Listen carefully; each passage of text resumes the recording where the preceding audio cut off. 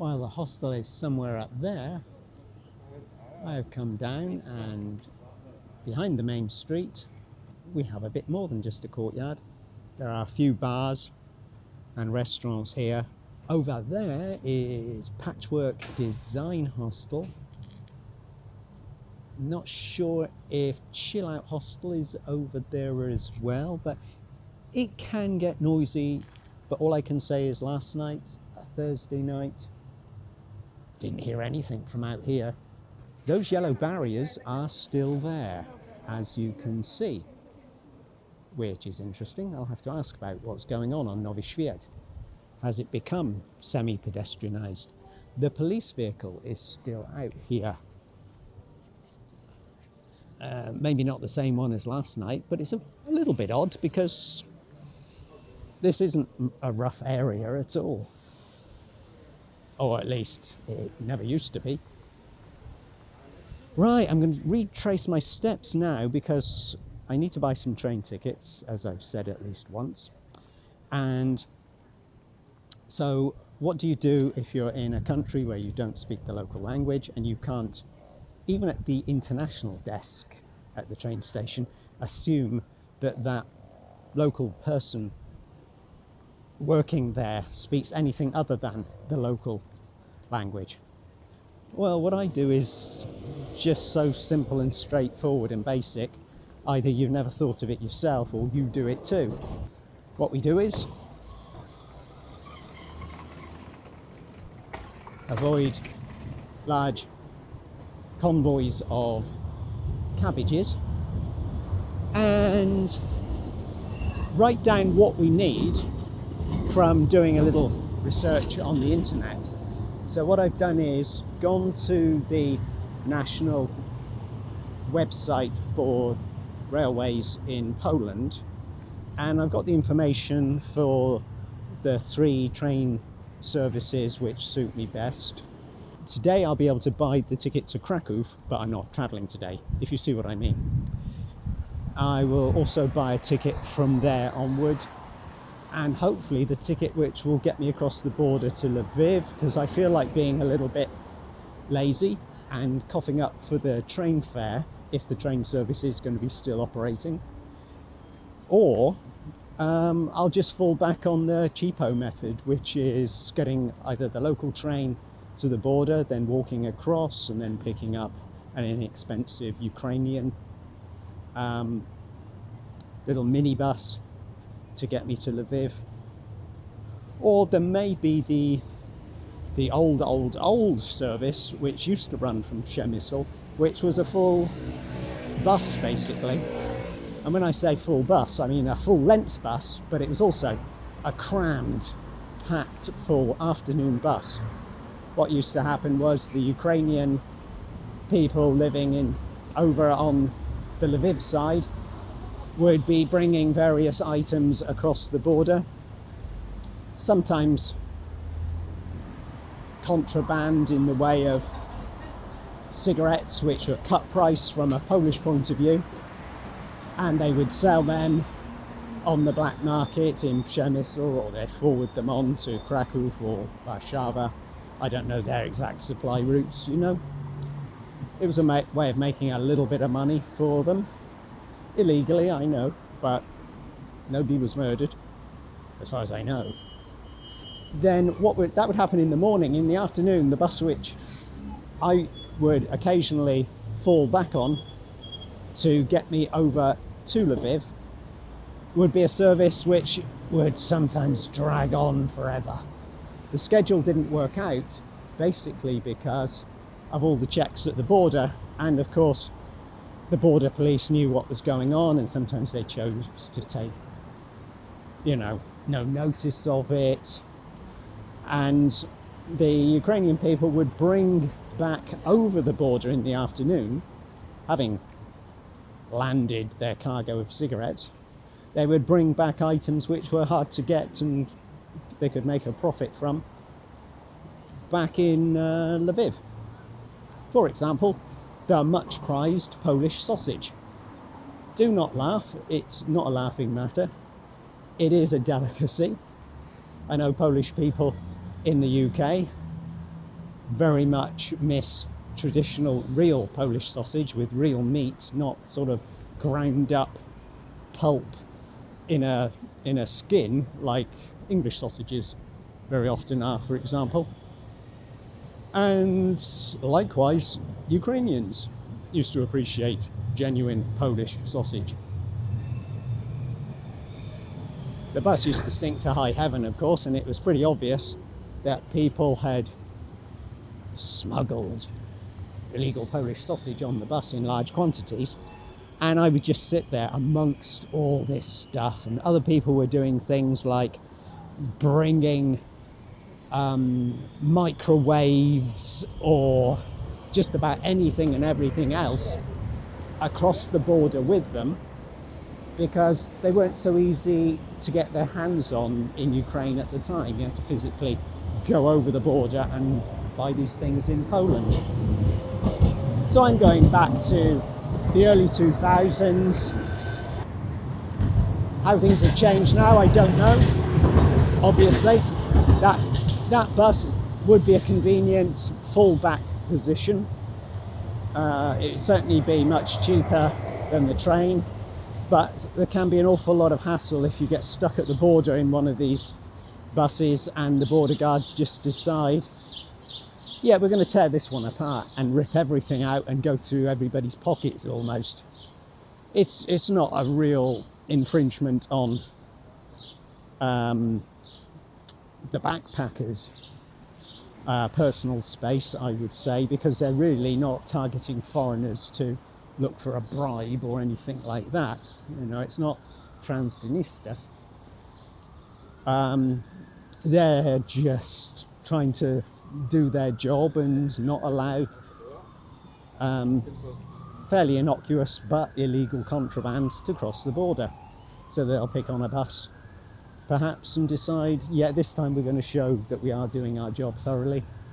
And it holds you up for hours and hours and hours at the border. So potentially you don't get into Lviv until late at night, even though on paper you should have arrived there early evening. So it can be a bit tricky, even if you know what to expect when you arrive in Lviv, you know. And it may be that you've been on a route like that yourself, and then you found, oh, I've done this several times before, and oh, the bus now doesn't arrive where it always used to. Oh, the bus always used to arrive at the bus station. Now it might arrive at the train station, or vice versa, or somewhere entirely different, and suddenly you're thinking, yeah, maybe I don't know this city as well as I thought I did, because now I'm flummoxed. How do I get to where I thought it would be an easy walk to my accommodation that night? So things will have to be a little bit flexible. Obviously, the closer we get to the Polish border with Ukraine, and goodness knows they'll have to be flexible once we're in Ukraine. But it's not like stepping onto the surface of Mars, and it's not like stepping into the most horrendous situation you might be in. Clearly, other people in other parts of Ukraine are experiencing things such as that, with events that have happened. Not trying to be any kind of a hero, I'm not trying to be absolutely reckless and stupid. I'm just trying to see some friends who happen to live in Ukraine, who I haven't seen for a very long time, because of things such as COVID, for example, and others. For goodness sake, how long do you have to wait before you see people you care about again? We've rewalked along the same route exactly that we took coming from the main train station in Warsaw to our hostel. Now we're back here at the major intersection between Marszałkowska and Aleja Jerozolimsky. We'll negotiate the underpass, hopefully with considerable more success than my lame attempt last night. Go back to the train station and see how easy it is to buy some tickets in advance. when it comes to trying to buy a ticket online or in person at a train station or bus station, it can legitimately be a problem because they don't offer an advanced service more than perhaps 7 days before that scheduled train is due to roll or that bus is due to depart. And then it can be confusing when you think you've got all the details written down on a piece of paper, translated into the local language, and then you find, oh, now what's this person saying to me? I don't understand what the problem is. It could be as simple as, you need to come back in 2 days because I can't sell you train tickets more than 7 days in advance. That's not how we do things on this style of train, or maybe in this country. So prepare for things to not always go exactly to plan. Now, speaking of which, let's try and get down into the underpass and see where the heck I'm going. Now, this time I have deliberately chosen, yes, honestly, deliberately chosen this route to take because it's a bit of a change for you and for me, and also it gives me an opportunity to point out this alternative walkway, which can also be the route you want to take anyway, because you might want to use the metro, for example. An exit and entry point. This is a very central spot for the metro. You might be going across the river, or you might be going north or south of the centre. And obviously, as this is called Centrum, even though it's not really right on the doorstep of the old town, obviously, then it's generally what I would call the centre. It's funny on booking.com and other sites when they say your accommodation is 400 metres from the centre or 3 kilometres from the centre. You really need to, I would suggest you really need to do some homework to work out what they are considering to be the centre, because it could be that your accommodation, which looks further away from the centre, is actually where all the action is, where the convenient transportation links are, and it could be bang on where you want to be. And the official centre is perhaps not the best of locations after all. And because everybody's different, and so many people must be in the old town, or just use their logic, which is perfectly understandable, it must be a good spot to be, then yeah, they can then make the mistake of finding that maybe in certain places the old town isn't really the place to be after all. Because once you've got looking around the old town square, what's going on? Seems to be nothing. Yeah, because, for example, you've not chosen to stay in Dresden Neustadt, which is a mistake if you're going to Dresden. Probably, certainly if you're a backpacker. Whereas if you stay in the historic centre across the bridge, not too far to walk, to be fair, and that is where the train station is, so it would be a logical place. You might think it's convenient to have your accommodation, but yeah, if you're staying there, anytime you want to go out and see something which isn't reconstructed historic buildings after World War II bombing damage, then if you want to see the lively, vibrant part of funky downtown Dresden Neustadt, you've got to always walk over the river to the other side of town. That was just an example. And now, before you know it, it's amazing if you're doing a bit of walkie and a bit of talkie, suddenly you're right there nearly, just looking for the convenient crossing to get you over to the train station. How do you think it looks, Warsaw? As terrifying and drab and dreadful as some people like to promote it as? I would say not. I would say it's fascinatingly different. and perhaps a little bit refreshingly so compared to some of the pretty places you'll stay in, such as Prague and Krakow, which weren't horrendously bombed to hell by the Germans in the Second World War. I would say give Warsaw a go. Admittedly, it did take some time for me to get used to it. And when I say that, I got stuck here with, this is going back years when you needed a visa to get into Ukraine, back 2004.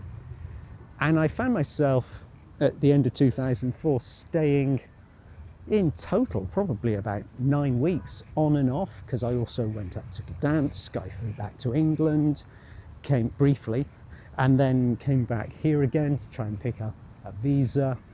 And in that course of time, generally over a 9-week period, so Warsaw just started to grow on me a bit, because when you find you go for a visa and, oh no, come back next week, as was the case back then, you look for things to do, and you're convinced, oh, I don't want to be here. Now I've seen everything there is to see and do, all the stuff that other people recommend to me. I did a bit of investigation and found, hey, there are some extra things. There are more museums, there are more parks, there are more interesting cemeteries, historical sites, monuments, districts I haven't looked at. And the more I just peeled back more skins of the onion, so to speak, the more I began to find, you know what, I think Warsaw is growing on me. I can't help it. And it grew on me perhaps because it wasn't such an obvious beauty. Sorry, I keep going back to this building, but I do actually find it quite magnetic. Don't mind some of the modern buildings, but you know, I'm not a real fan of too many modern buildings.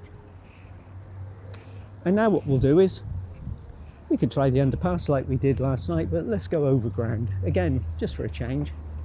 There's a whacking girt shopping mall here. What is it? Galleria Zlote Terrasa, Golden Terrace.